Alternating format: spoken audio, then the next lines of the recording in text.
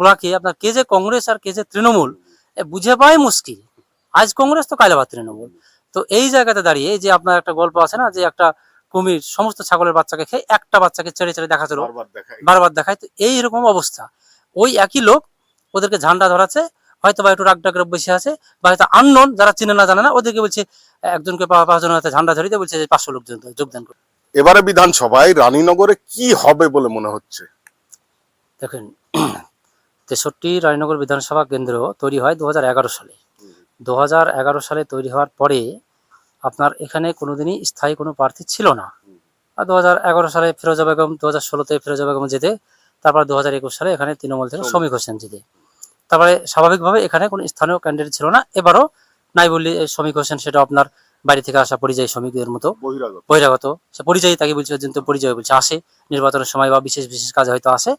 তাছাড়া এখানকার কোনো কাজ কিছুই আমরা দেখিনি। আপনারা দেখছেন যে ইসলামপুর থেকে শেখপাড়া যাওয়া অবস্থা, এমনি তো মানুষের এখনকার হালচাল খারাপ, তারপরে এমন বাজে রাস্তা, সেসব রাস্তায় চলাফেরার কোনো পরিবেশ নাই।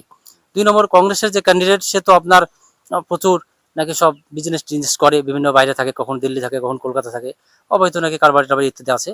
আর আমাদের উল্টো দিকে এই যে সিপিআইএম ক্যান্ডিডেট জামাল হোসেন, সে রানীনগরী ছেলে, শিক্ষিত, ভদ্র, মার্জিত, আপনার বহুদিন থেকে রাজনীতির সঙ্গে যুক্ত আছে। এবং এই যে দলবদলের রাজনীতি, যে রাউন্ড তৃণমূল, বিজেপি, কংগ্রেস চলছে, আপনি দেখছেন যে রানীনগরে তৃণমূলের নেতা চলে এলো কংগ্রেসে, কংগ্রেসের নেতা চলে এলো তৃণমূলে, এই যে রাউন্ড চলছে, সেই জায়গাতে দাঁড়িয়ে আমাদের প্রার্থী আপনার বহুদিন থেকে আছে, থাকবে, এই ভরসা রানীনগরের মানুষের আছে। সেই জন্য আমরা চাইছি এখানকার ভূমিপুত্র কমরেড জামাল হোসেন বিপুল ভোটে জয়তা করুক, এবং এই বিধানসভার মানুষের যে দৈনন্দিন যে সমস্যা, স্থায়ী যে সমস্যা, সেগুলো বিধানসভায় গিয়ে সজোরে যারা আওয়াজ তুলতে পারে, সেজন্য আমরা কমরেড জামাল হোসেনকে নির্বাচিত করতে চাই, এবং সে আহ্বান আমরা মানুষের কাছে রেখেছি।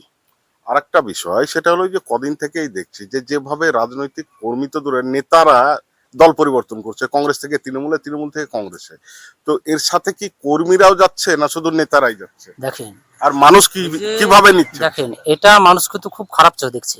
খারাপ চোখে মানে এই কারণে মানুষ এখন রাজনীতিকে ঘৃণা করছে, যে এই ব্লকে আপনার কে যে কংগ্রেস আর কে যে তৃণমূল বুঝে পাওয়াই মুশকিল। আজ কংগ্রেস তো কাল আবার তৃণমূল।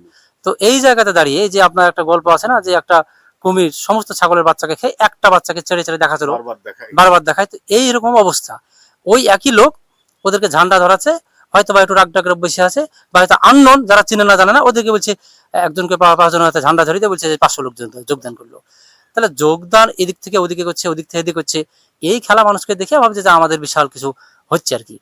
সেই জায়গাতে দাঁড়িয়ে সিপিআইএম ক্যান্ডিডেট জামাল হোসেন এবং আইএসএফ এবং এসডিপিআই সমর্থনে যে জোট তৈরি হয়েছে, সেই জোটের প্রার্থী মানুষের কাছে একদম door to door, voter to voter মানুষের কাছে পৌঁছাচ্ছে, এবং সেই জায়গাতে ভালো রেসপন্স পাচ্ছে। আশা করছি এই জায়গাতে দাঁড়িয়ে সিপিআইএম ক্যান্ডিডেট এখানে জয়যুক্ত হবে, এই আশা আমরা রাখছি এখনো পর্যন্ত।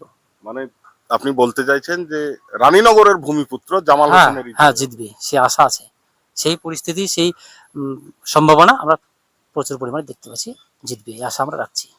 অনেক অনেক ধন্যবাদ।